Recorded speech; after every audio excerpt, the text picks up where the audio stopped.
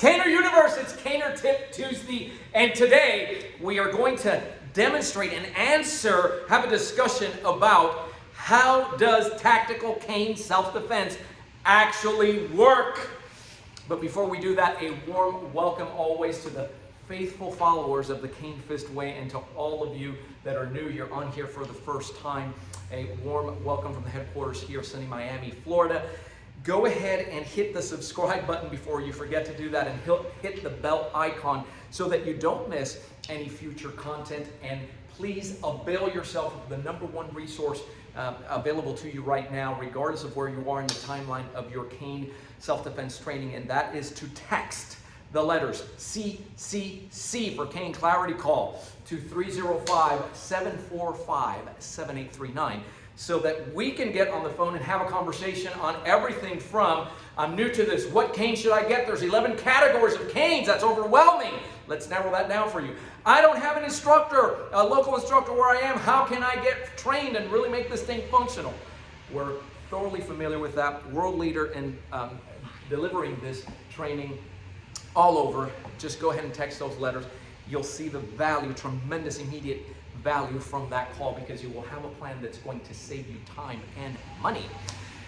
So let's talk about how is that this concept of tactical cane self-defense. So this is great. This is great primer if you're just new to this, or regardless of where you are, and instructors as well, because this never gets old.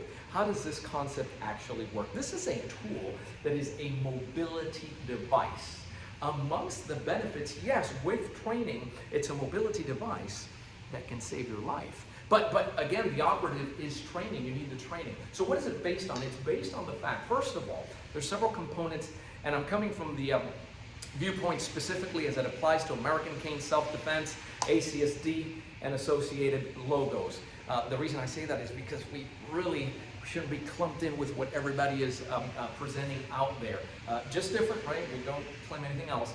And the tool itself, we have a concern for that. So I talk to individuals all the time and say, hey, I want to do your training. I have a drugstore cane that was really cheap. Is that okay? Well, it may very well be okay to get started, assuming that it has what you guys refer to in layman's terms as a J handle. Well, this is a handle technically. This is the horn. This is a crook, so that we're all on the same page. But I know what you mean. It has one of these. If it has a derby style, for instance, or something like a knob here, then it's really not American Cane Self-Defense. And this was like this from the onset, not just with me, but you only have 2 other mainline pioneering lines. Everybody agreed that when you remove this from the cane, for what we do, you greatly diminish its potential. And so that has to, you discover that as soon as you get into the training. The other thing is that the canes themselves, we have a real concern for what we are putting between ourselves and incoming attack. It has to be of such integrity that it can, you can actually trust it with what's coming in here. And so it's the concept of, again, that you're going to choose your parachute. Imagine you and your family, you have to put them through a dive and you're jumping.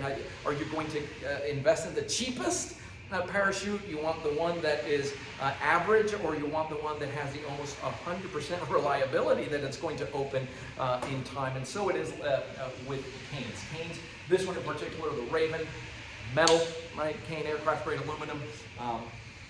Essentially, it has certain advantages, or you're going to use hard woods, but it has to withstand that. So there's a concern for the cane itself.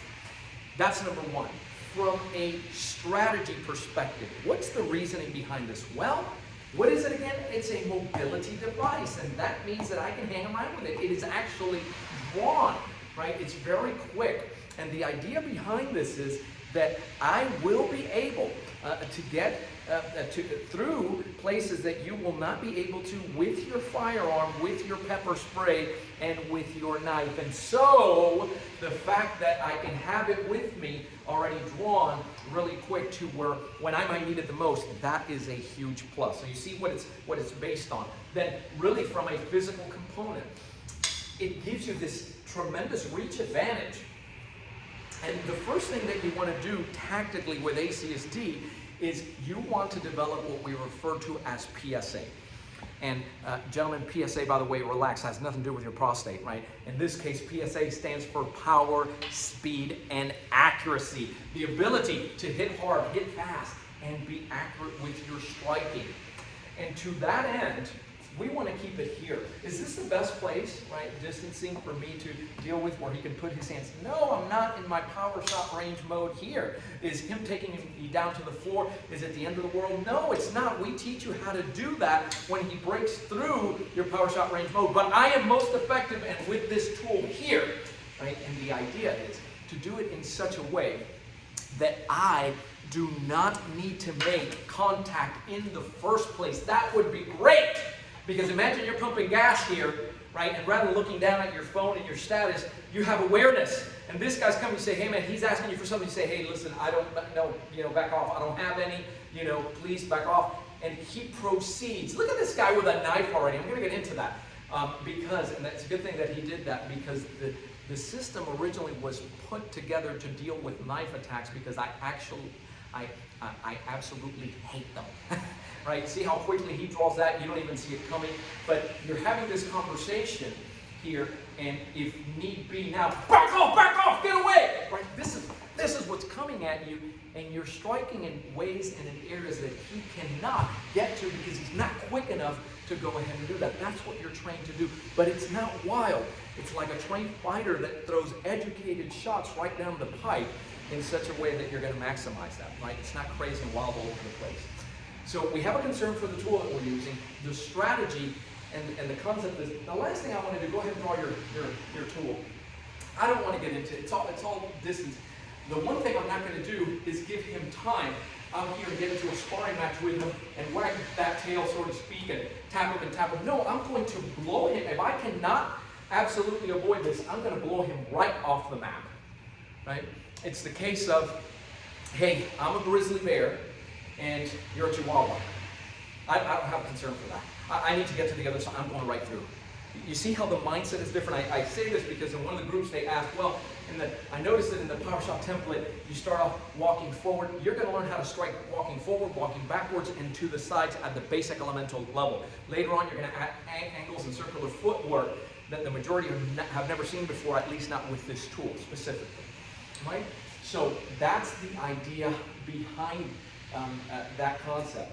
And so beyond that, what are the other things? How now do you ingrain this, or how is it that when he comes in, footwork, I always say, is what gets you in and out of trouble. Here I was entering, moving forward.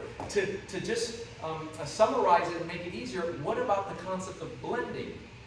Right? It's a concept that's familiar to, if you guys are in martial arts, like any one of the Aikido martial arts, Aikido, Jiu-Jitsu, Hapkido, you have that concept. We have it here too, and that is, why would I want to do this? Last week, I spoke about that, but that's when you're dealing with somebody here, and I'm dealing with multiple attackers, so if I were caught here, I want to keep everybody in my 10 and 2, keep my distance, and go ahead and be able to deal here, back off, and be able to do that. Right? So this is tactically now, you see how this starts working. Right? The idea is to prevent it. The idea is to keep the distance, to maximize the use of the tool. Yes, you're going to put X factors if they break through. We do that for you. We even put it in when you don't have your cane, or if you drop your cane and you have to use your bare hands.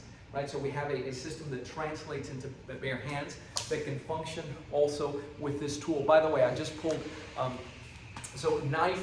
Keep in mind, again, you hear me say it before, this is an impact tool that seeks bone.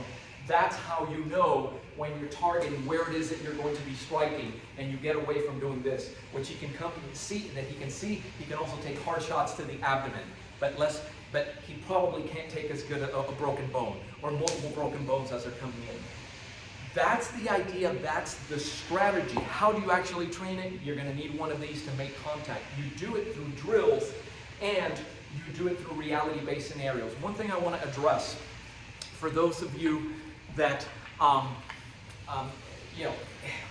sometimes you see what it is we do, how it is, oh man, that's great for you because you guys are athletes and you have all this, and that is not true. This is the fact. We have in our horses, you have individuals, because you look at them and you say, I can't do that. I'm in pain. We have individuals that use 2 canes to ambulate. We have individuals who have had strokes that can only use one side of the body. We have individuals who they're going through chemotherapy. We have all kinds of these, prosthetic leg, right? And these are the things that we deal with, and our big word is circumvent, having the ability to modify the training to fit that need. So you're looking at it and you say, Joe, if footwork is the heart of it, but I can't really move well from down here, right? So we teach you, and we have drills, right, where now up here with the handling, you have to get quicker. The kinesthetic sense has to be better to each side and in both hands. Oh, but I can only use one side. Great. Then we have to get that side to the point where it can't be stopped. And you see the example, you see it in athletics. That soccer player only has a left leg. He scores 90% of his goals that way. So as a defense, let's make a move to the right. Then tell me why he considered to score with that left leg and you can't stop him. Because he has trained that side beyond what you as a defense can stop. He's that good. And that's what we focus on. So no excuses on getting trained. We have the drills. They're called quicksand drills as one example of this, right? Where you turn off the low body to really get your handling to the point where it is unstoppable. My message to you today is that if you have the legitimate desire to get trained, you can do it. And you can do it better than if you had a local instructor who is not affiliated with this brand, who doesn't have the curriculum or know how to pass that on. You can get it done. And to that end, again, it all begins with a conversation to see if this would be a good fit for you, as it has for hundreds now, especially in pandemic times. And again, that's CCC, texting CCC to 305-745-7839.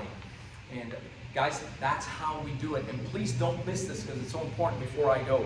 The concept of distance with this cane, also, there is a moral, ethical, spiritual, if you want to call it, where it gives you an opportunity to stand back and give that opponent an opportunity to reconsider what he's doing. I'd rather he hear this, back off. He sees that 3-dimensional propeller. He wants to move away. Ultimately, there was no body contact done here, and that will ultimately be the best form of self-defense. I'm Joe Robaina for American Cane Self-Defense. Thanks for watching. Keep caning. Stay safe.